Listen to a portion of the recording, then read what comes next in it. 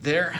All right. Well, Mary Katie, welcome back from Washington, Yes. Washington, D.C. First off, how short notice was this that you found out you're invited to be part of a presidential or a vice presidential panel on lead service lines in the nationwide? Yeah. So I got the invite the Friday before, so 1 week. And I was kind of hemming and hawing as to whether or not I would attend. And then they invited me to be a part of a panel, and I thought, you know what? Let's do this. Let's talk about Wausau's story on the national stage.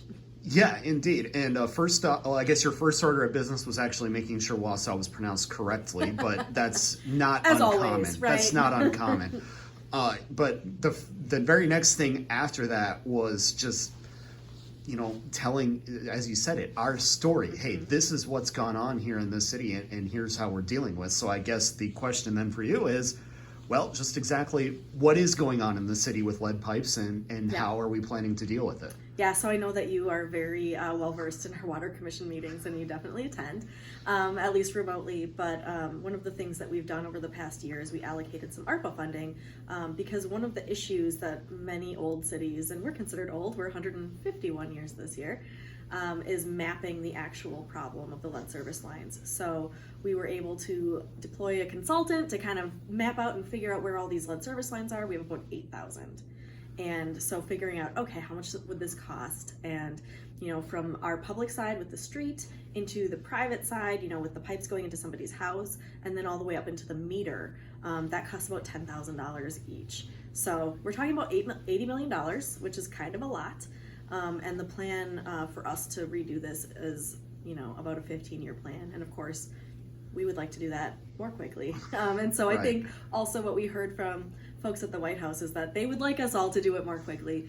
So really, we talked a lot about technical support that they can offer. I'm hoping that the DNR secretary was there, he was listening to us, and I'm hoping that that means that using more funding through the state revolving loan process to get more funding to places like Wausau so that we can replace it even more quickly, assuming we get all the plumbers we need. Right, indeed, and that's another issue for another time that goes into workforce. But again, we've talked about that ad nauseum, it seems like. And the one thing that didn't come to the surface, though, last week was just exactly what this means for ratepayers. Obviously, you say something like this is $10,000, an $80 million project. That's on top of the sticker shock that already is coming out of the water faucet these days. So what is the plan? I mean, could Wausau see somewhere in the neighborhood of $5,000, $6,000, $7,000, $8,000 per person to help solve this problem? I'm hoping not. I hope we don't get to that point. And obviously, it's our responsibility on the public side for sure. And we've been able to use grants from the DNR in order to get that private stuff taken care of too. I think we did about $5,000 or $6,000 each person last year. And people did take us up on that, even though it's kind of an inconvenience to have your, stuff into your home all torn out. But it's good. It's a relief to get that lead out. We know that's not good for people. So we're hoping to come up with a better plan, partner with the DNR. And again, I'm so glad that the new DNR secretary was there listening to both me and Mayor Johnson from Milwaukee about what we need from the state. And they are the people who got all the BIL funding that will be going towards these projects. Mm-hmm.